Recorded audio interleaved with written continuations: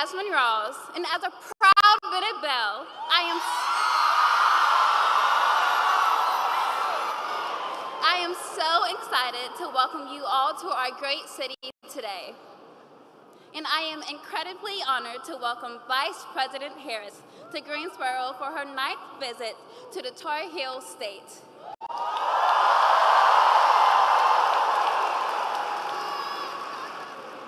This November, I am proud to be a first-time voter.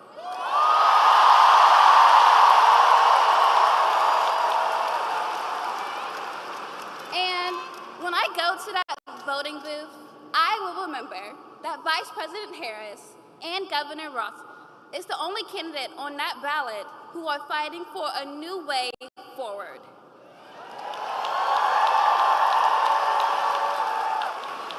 Who will be a president for all North Carolinians. And that Donald Trump is only fighting for himself. I remember that she is fighting for young people like me to have an opportunity not to just get by, but to get ahead. I remember her tireless leadership in investing in HBCUs like Bennett College.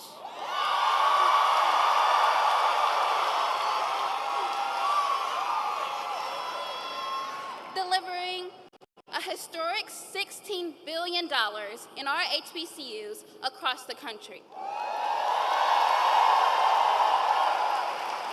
Because she knows our HBCUs are centers of academic excellence.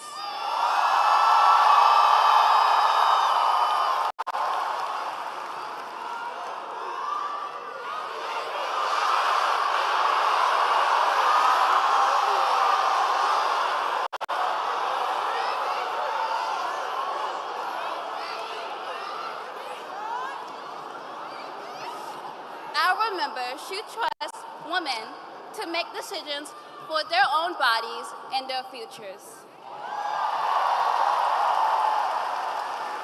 And the same cannot be said about Donald Trump. Donald Trump made it clear again this week that he wants to rip away our fundamental freedoms, and he thinks he knows better than women. And he'll raise our costs to cut taxes for his rich friends. Donald Trump wants to take us back. But here's the thing. Young voters know North Carolina is not going back.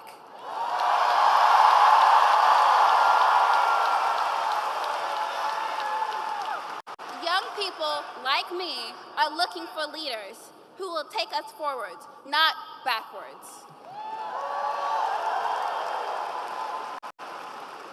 Electing Vice President Harris as President of the United States is the best thing we could do to protect our rights, secure our democracy, and ensure folks have the opportunity to not just get by, but get ahead.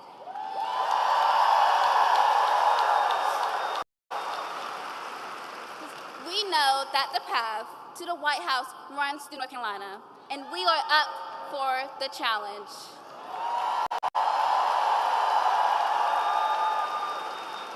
Now, please join me in welcoming our guest of honor, Vice President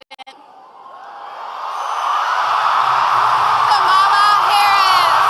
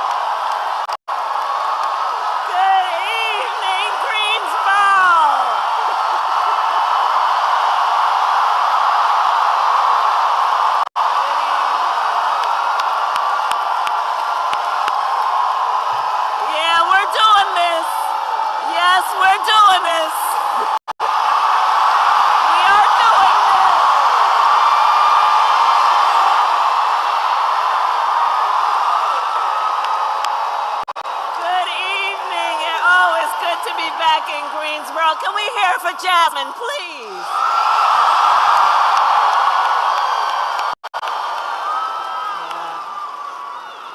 I'll tell you, when I hear our young leaders such as Jasmine, I know the future of our country is so bright, so bright, so bright. And it is so good to be back in Greensboro and to be with so many leaders. Thank you all, everybody. Thank you. I want to thank the incredible Governor Roy Cooper. Thank you. Your next governor, Attorney General Josh Stein. Representative Manning. Mayor Vaughn. The Council of State Candidates. And all the leaders with us today. So North Carolina, 2 nights ago, Donald Trump and I had our debate. You watched it? Did you watch it?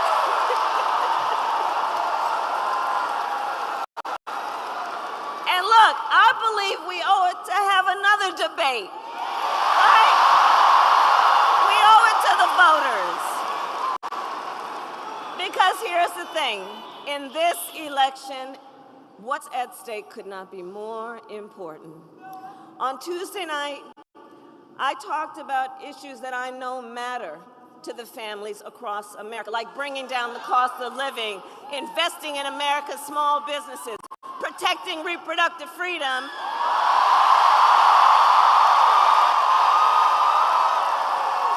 and keeping our nation safe and secure.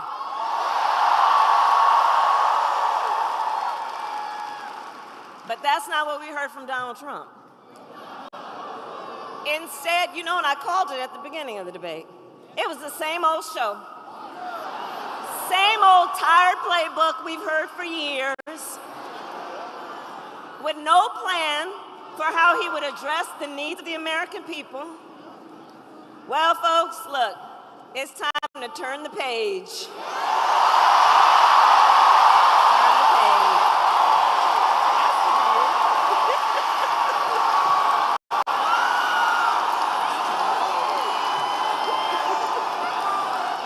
America is ready for a new way forward, and we are ready for a new generation of leadership that is optimistic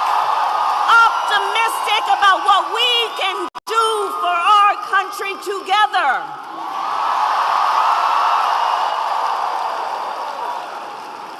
And that is why Democrats, Republicans, and independents are all supporting our campaign, because we agree we have a duty as citizens to put country above partisanship and defend our Constitution. And that is my pledge to you. I will always put country above party. From the courthouse to the White House, I have always fought for the people. Always fought for the people.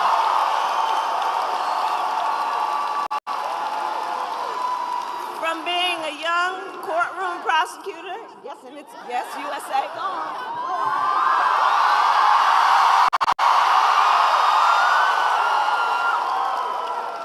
From being a young courtroom prosecutor in Oakland, California, I stood up for women and children against predators who abuse them.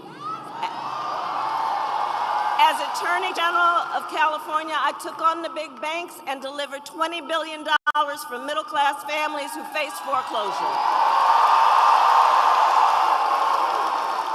I stood up for veterans being scammed by big for-profit colleges, for workers who were being cheated out of their wages, the wages they were due, for seniors facing elder abuse. I will be a president for all Americans.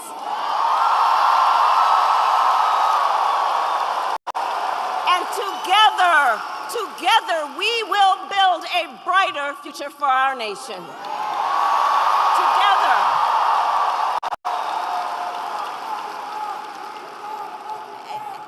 we're all right, Newt.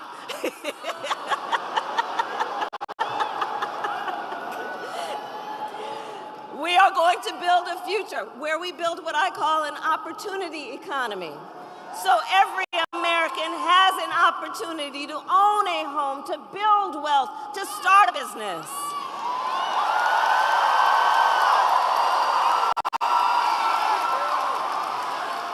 And let me tell you, I love our small businesses. Are there small business leaders here? Raise your hand. That's right.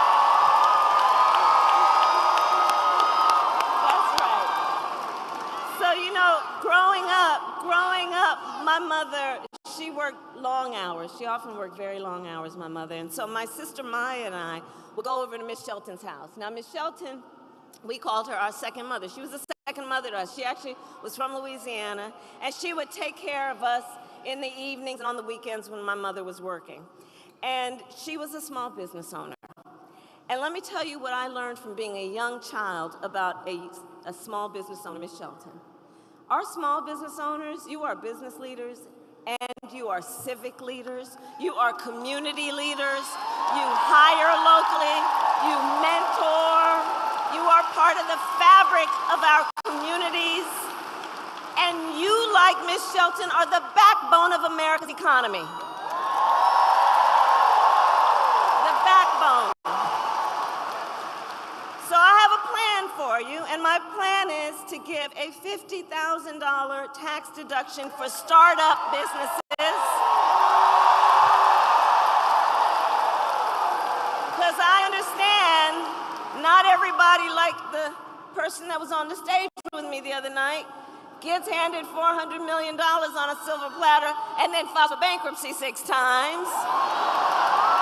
Come on, come on. I know, because look, my mother, she worked hard, she saved up, and it wasn't until I was a teenager she was able to buy our first home. I know the challenges that Americans and working people and families are having right now in terms of affordable housing. And we need to build more housing in America. So part of my plan, part of my vision for an opportunity economy is we are going to cut red tape and work with the private sector to build 3 million new homes by the end of my first term.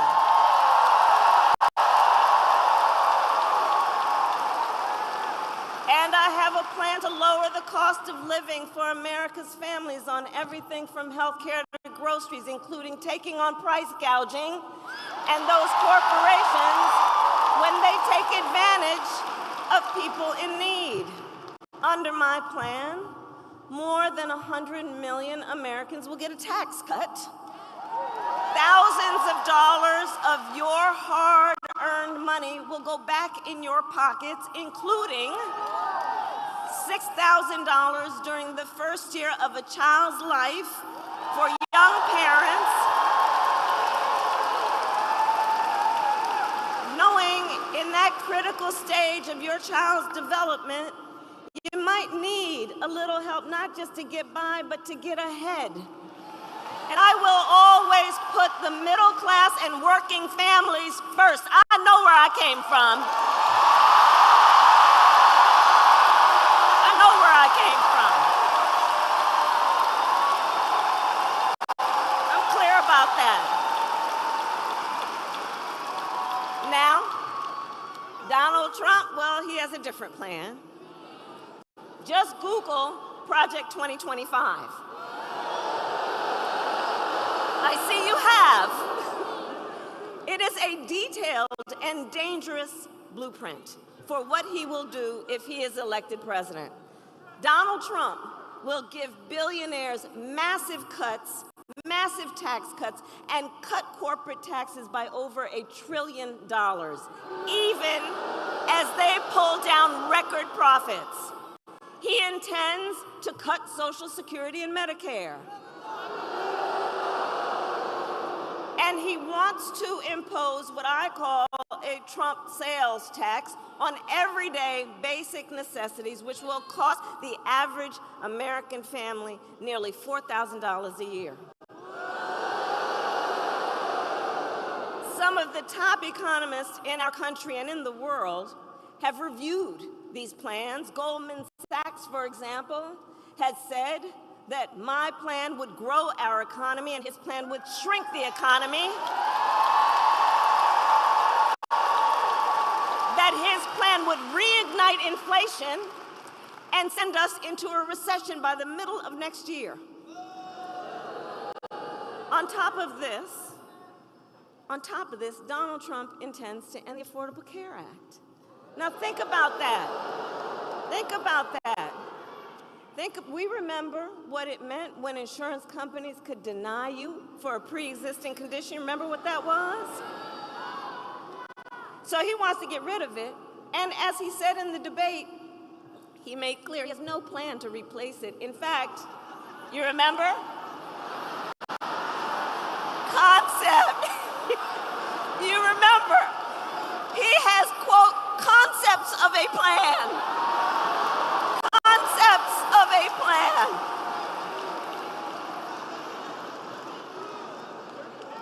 I mean, we're 54 days from this election. Concepts of a plan. Which means no actual plan. Which means no actual plan. And 45 million Americans are insured through the Affordable Care Act. So understand what that means. He's going to end it based on a concept and take us back when folks were suffering. Well, we're not going back. We are not going back.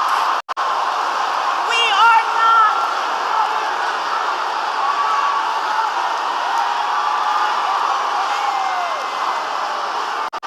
We're not going back. No, we're not going back. No, we together will move forward because ours is a fight for the future.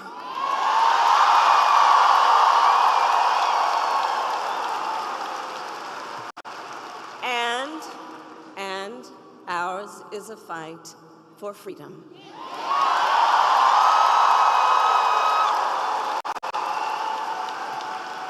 Like the fundamental freedom of a woman to be able to make decisions about her own body and not have her government tell her what to do.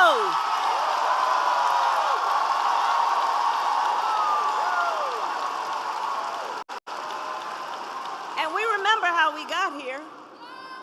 Donald Trump hand-selected 3 members of the United States Supreme Court with the intention that they would undo the protections of Roe v. Wade, with the intention they would undo the protections. And they did exactly as he intended. And now more than 20 states have a Trump abortion ban, including North Carolina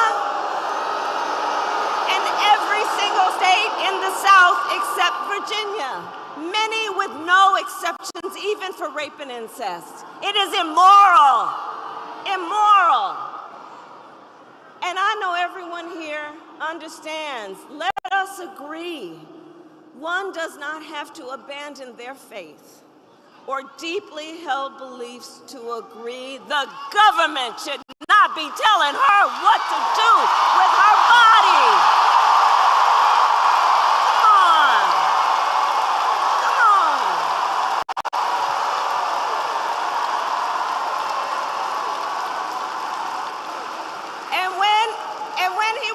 On Tuesday night, Donald Trump refused to say that he would veto a national abortion ban. Well, when Congress passes a bill to restore reproductive freedom, as President of the United States, I will proudly sign it into law. Proudly sign it into law.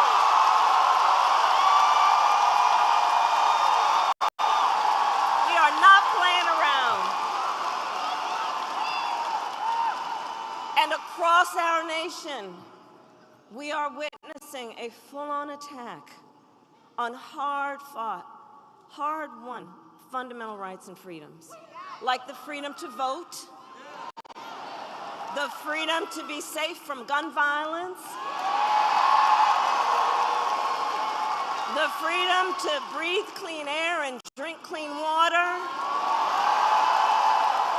and the freedom to love who you love openly and with pride.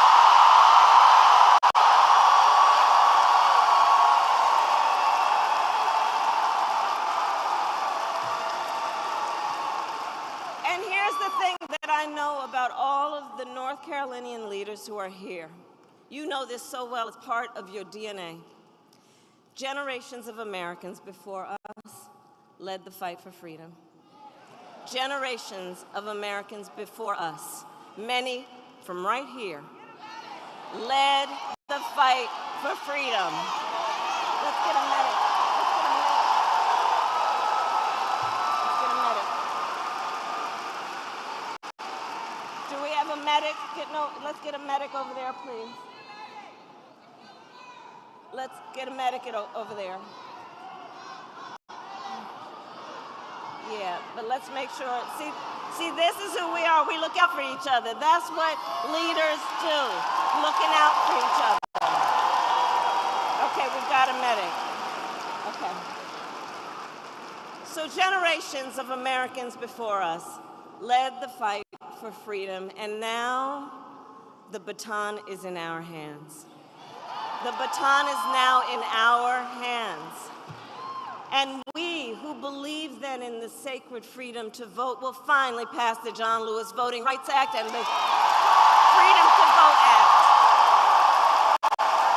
And we who believe in the freedom to live safe from gun violence will finally pass an assault weapons ban, universal background checks, and red flag laws.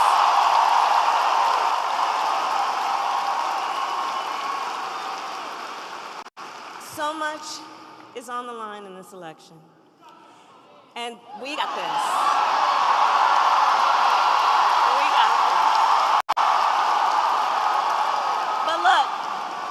But look, here's the thing. This is not 2016 or 2020. The stakes are even higher. Because 2 months ago, the United States Supreme Court basically told the former president that he will effectively be immune no matter what he does in the White House.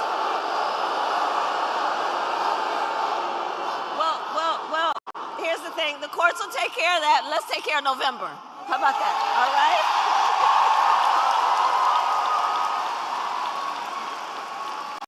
But imagine what that court ruling means. Imagine what that means. Because before, there might have been at least the belief that there would be the threat of consequence.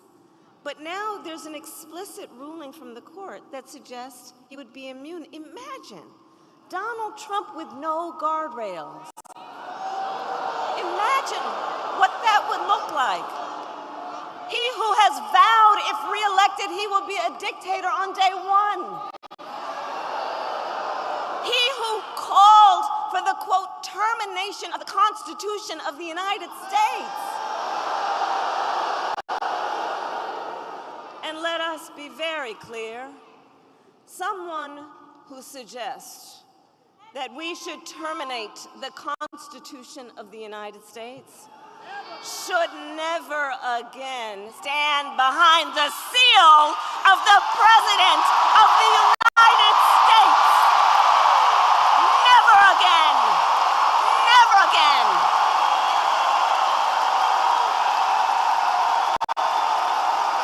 Never.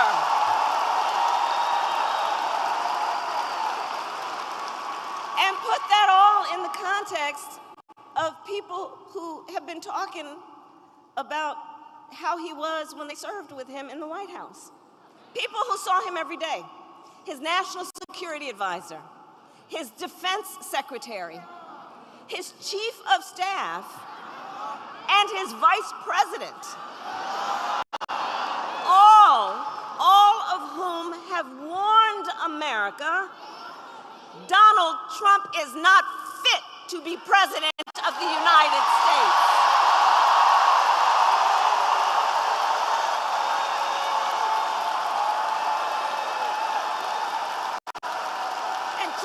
never occupy our nation's highest office again.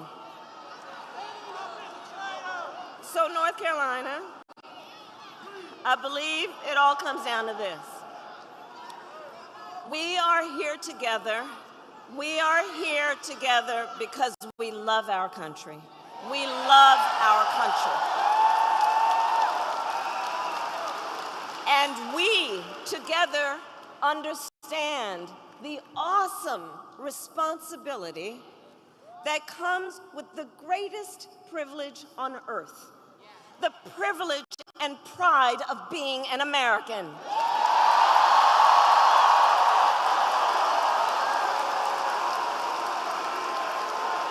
It's an awesome responsibility. That's right. That's right. That's right. That's right. That's right. And I do believe it is the highest form of patriotism to fight for the ideals of our country and to fight to realize the promise of America. And so,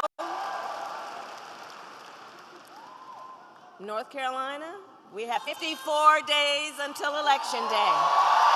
54 days until Election Day. And just 35 days until early voting begins. And it's not only the presidency that's on the ballot. There are many, many important races, like Josh Stein running for governor.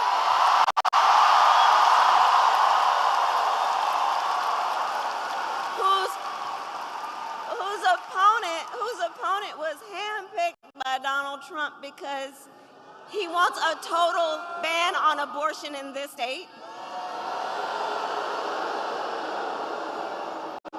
And that is just one of the many stakes that are at play in this election. But see, we know the power is with the people.